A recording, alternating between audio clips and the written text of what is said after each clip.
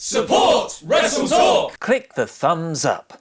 A WWE star gets fired! AJ Styles will face Samoa Joe at Summerslam. And R-Truth made his shocking in-ring return. I am Luke Owen. Vote in the poll above my head to let me know what you thought of this show using this rating system. Smack damn, smacktastic, smack bang in the middle, Ellsworthy, and a smack in the face. This is the 24th of July 2018 edition of SmackDown Live in about 4 minutes. After seeing The Miz arrive with a returning Maurice and their daughter Monroe Sky, Randy Orton came out to explain his actions from last week. He said that this has nothing to do with unfinished business from 10 years ago, nor did it have anything to do with the SmackDown Live Top 10, although I'm not sure anyone thought it did. But it's because he deserves respect from the fans who don't give it to him. This was a good promo that relied a bit heavily on buzzwords like Indie Darling and Bingo Hall, but established a new Randy Orton, which was sorely needed. Hey guys, did you know there's an all-woman pay-per-view coming this October? Well, if you were under a rock yesterday, you might have missed this pretty exciting news, but that's okay. Not only did we get a recap video of the announcement here, it was mentioned in virtually every promo throughout the night. After going toe-to-toe with AJ Styles last week, Andrade, Cien, Almas took on Rusev in a match where both men wanted to prove they could be a future contender to the WWE Champion. Rusev was Aidenless, but English made an appearance later in the match to stop a fight between Lana and Zelina Vega. Sadly, this backfired and Almas pinned Rusev off the distraction. Backstage, Rusev shushed the arguing Lana in English and said maybe neither of them are good for Rusev Day. R-Truth had his first match since WrestleMania, losing quickly to Samoa Joe, and Asuka easily dispatched a Billie Kay with a kick to the head. This, of course, came after both Asuka and Iconics cut promos about how great Evolution is going to be. SmackDown will need to do more than just beating Billie Kay to rehab Asuka after the Carmella debacle. Shinsuke Nakamura cut a quick cell phone promo on Randy Orton and Jeff Hardy, and then Paige came out to announce AJ Styles' SummerSlam opponent. AJ welcomed any challenge. Well, after he talked about how great Evolution was going to be, that is. Gotta get that plug in, brother. This brought out James Ellsworth, who wanted to face AJ at SummerSlam, seen as though he's pinned him 3 times already in the past. Paige told James to stop this and then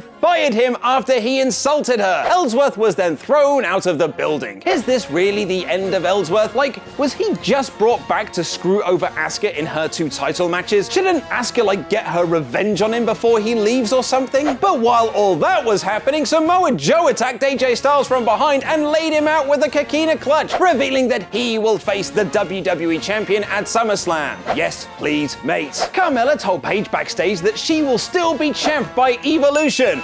God, I hope not. And then had a match with Becky Lynch where if Lynch won, she would get a title shot at SummerSlam. So now that Carmella doesn't have Ellsworth at ringside, she's gonna really struggle against Becky Lynch, right? I mean, that's the only reason she was able to beat Asuka twice in a row, right? Nope, she quite easily dominated Lynch for 90% of the match, and Lynch got a surprise disarmer for the fluky tap-out win. This Carmella character makes no sense. None of this makes sense. And to make matters worse, it made the #1 contender look like a joke. A failure on many, many levels this was. And just in case you thought SmackDown might start taking SAnitY seriously by giving them a push, they lost clean to the New Day to get knocked out of the SmackDown Tag Team Title Tournament. 50-50 booking at its finest. The Bar made their return to SmackDown Live and cut a promo on New Day and the Usos, with SAnitY seemingly not feeling so good, Mr. Stark, and disappearing from sight. And the main event of the show, and no, I'm not kidding here, was an advert for Miz and Mrs., which was debuting on the USA Network after SmackDown Live. WWE can barely promote 205 Live, but they can dedicate an entire segment to Miz and Mrs. Of course, after Maurice plugged how great Evolution is going to be, just in case you'd somehow forgotten that was a thing. Miz tried to show a preview of Miz and Mrs., but it had been re-edited by Daniel Bryan to show all of Miz's failures. Bryan came out, but Miz threw a baby at him and laid him out with a skull-crushing finale to end the show. While this show announced matches for SummerSlam, it didn't do a whole lot else. Aside from the Almas and Rusev match and Joe's attack on AJ, there wasn't a great deal about this show to like. This week's SmackDown Live is Ellsworthy.